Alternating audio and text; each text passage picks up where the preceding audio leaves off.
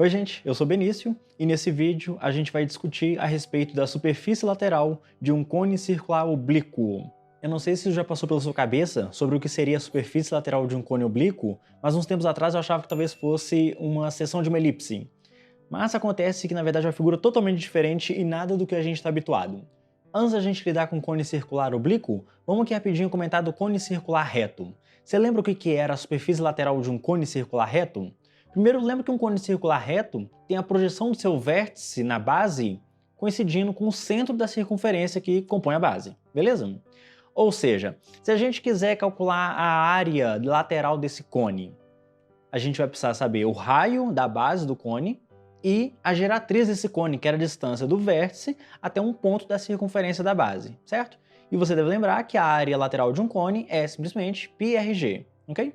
Mas você lembra o que era a superfície lateral de um cone circular reto? Era um setor circular, certo? Vou deixar essa animação aí para você ver a respeito das superfícies de um cone circular reto e já já a gente discute a respeito da superfície de um cone circular oblíquo.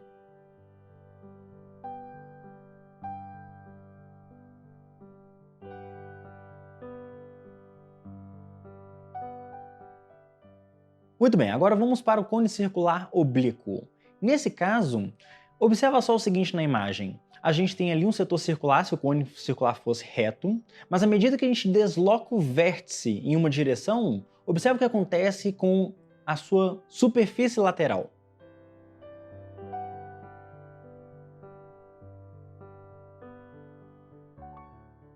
Se não ficou muito claro, vamos ter agora uma perspectiva vista de cima do que é a superfície lateral de um cone circular oblíquo.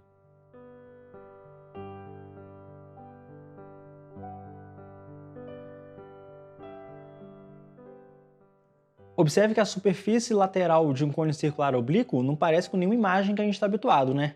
Ela até me lembrou um pouquinho a mulher do Facebook.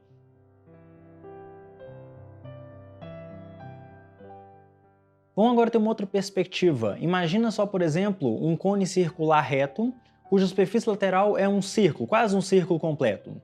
Se a gente for deslocando agora o vértice desse cone, observa só o que vai acontecer com a superfície agora lateral desse cone circular oblíquo.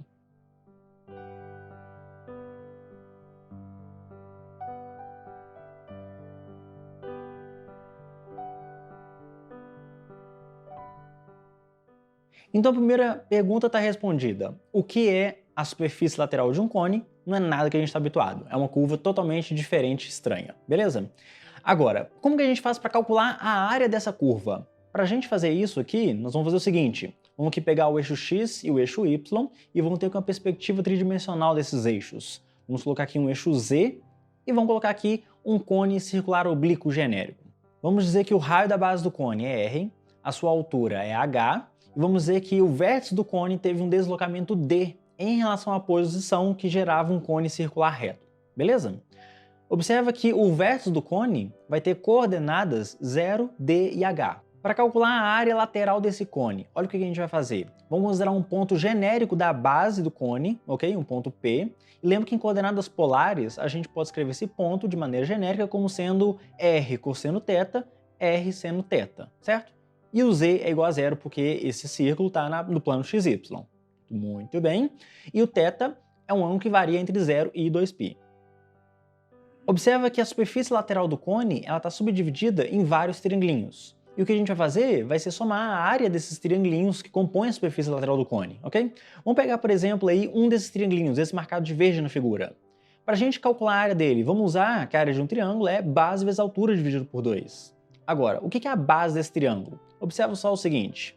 Repara que a base desse triângulo, quando a gente particiona a base do cone em muitos pontos, acaba que a base do triângulo vai cada vez mais coincidir com o comprimento do arco de uma circunferência, cujo raio é R e o ângulo é um ângulo bem pequenininho, que a gente vai chamar então de dθ. Essa vai ser então a base do triângulo. Agora a gente precisa calcular a altura. Para a gente calcular a altura do triângulo, o que a gente vai fazer? Vamos aqui, ó, traçar um vetor tangente no ponto P, ok? Um vetor tangente no ponto P. Você deve lembrar aí da álgebra linear e geometria analítica, que esse vetor tangente é simplesmente menos seno θ, cosseno θ e zero, ok? Aqui é um vetor unitário. Muito bem. Para a gente calcular a altura, vamos também considerar esse vetorzinho vermelho que está aparecendo aí na imagem. Esse vetor vermelho é o vetor v menos p, ok? Esse vetor vai ser simplesmente, então, menos r cosseno θ, d menos seno θ e h, ok? E a altura do triângulo vai ser exatamente esse comprimento h que está aparecendo na imagem. Muito bem. A gente tem um problema com essa figura. O vetor azul, ele é unitário, ele não está terminando exatamente na base da altura desse triângulo. Ele está uma coisa mais ou menos assim, na verdade. Então, para a gente calcular a altura desse triângulo, nós vamos considerar o seguinte, nós vamos considerar aquele ângulo alfa que está aparecendo na figura. Dessa forma, observa que a altura do triângulo vai ser simplesmente a norma do vetor v menos p multiplicado pelo seno de alfa, ok? A norma é o comprimento daquele vetor, tranquilinho? É a hipotenusa do triângulo. Muito bem. Para a gente fazer isso, olha o que vai acontecer, gente. Nós vamos aqui usar um pouquinho de geometria analítica. Lembra que o cosseno do ângulo formado entre dois vetores é o produto interno entre os dois vetores dividido pelo produto da norma desses dois vetores. Tudo bem? No caso ali, a gente tem o vetor v menos p e o vetor t, que era o vetor tangente. Tranquilinho? Muito bem. Agora, se a gente levar os dois lados ao quadrado, cosseno ao quadrado é 1 menos seno ao quadrado, né? Se a gente isolar o seno ao quadrado, a gente vai encontrar essa expressão. Tirando a raiz quadrada, tá aí quanto que vale o seno desse ângulo.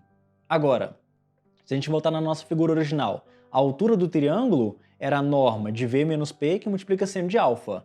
Mas a gente sabe que seno de alfa é essa expressão louca aí. A gente pode substituir ali em cima, no seno de alfa. Gente, eu vou deixar na descrição do vídeo um link com as contas efetuadas. Aqui a gente vai pular direto para o vídeo não ficar muito grande. Agora pode confiar em mim que a altura do triângulo vai ficar simplesmente raiz quadrada de r menos d seno de θ ao quadrado mais h ao quadrado. Isso vai ser a altura do triângulo, beleza?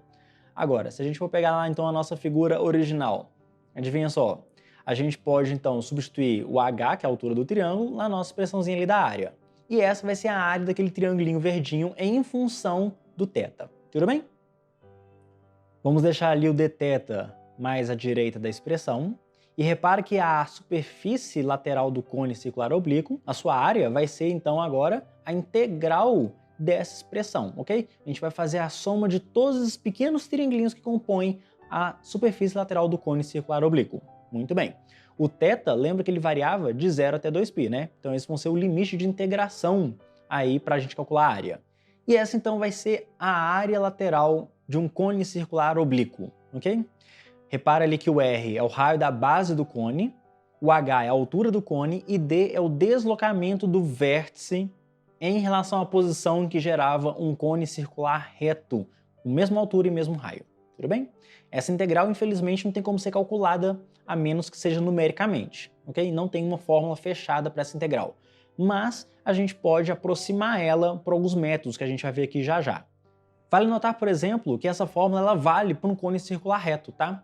Se você colocar o deslocamento igual a zero, observa que a expressão ela vai ficar daquele jeito, ó, integral de 0 até 2π de r, que multiplica a raiz quadrada de r ao quadrado mais h ao quadrado, sobre 2 dθ.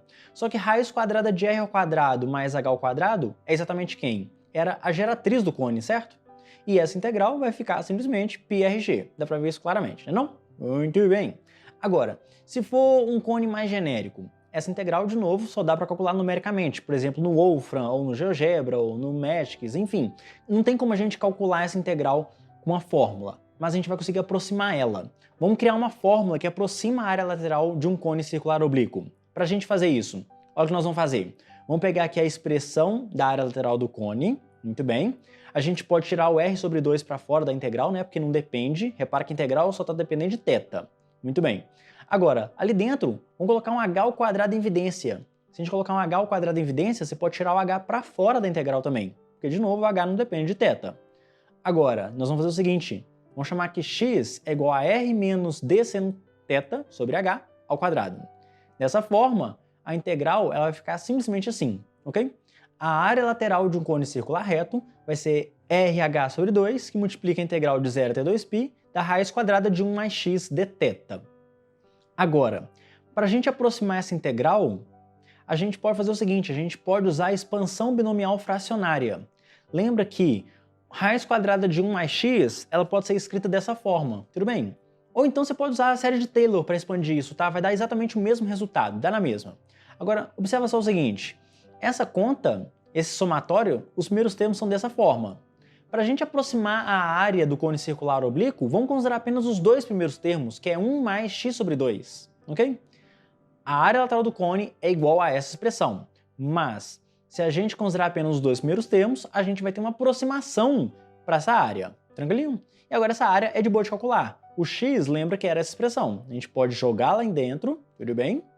E aqui repara que essa integral agora só vai ter um seno de θ e um seno ao quadrado de θ aparecendo. É uma integral bem mais fácil de resolver. A outra era impossível. Agora essa a gente consegue calcular.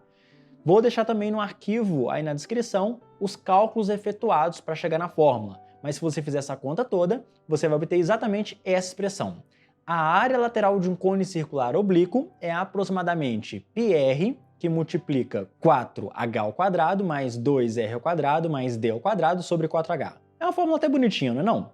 Vamos fazer aqui rapidinho um experimento? Por exemplo, se a gente colocar o raio da base do cone igual a 1, a altura do cone igual a 10 e o deslocamento do vértice igual a 2, se você jogar nessa expressão, a área lateral do cone vai ficar aproximadamente 203π dividido por 20.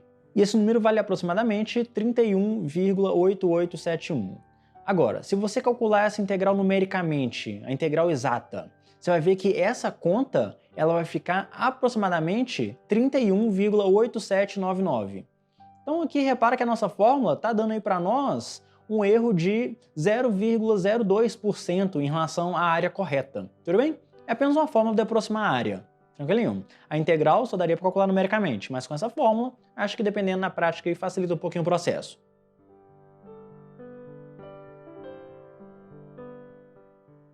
Então tá aí, gente, a área de um cone circular oblíquo. Tem uma fórmula aproximada e uma fórmula exata. Espero que vocês tenham gostado desse vídeo e até a próxima.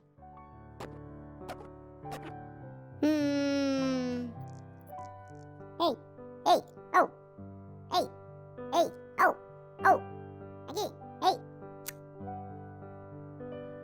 ei, oh.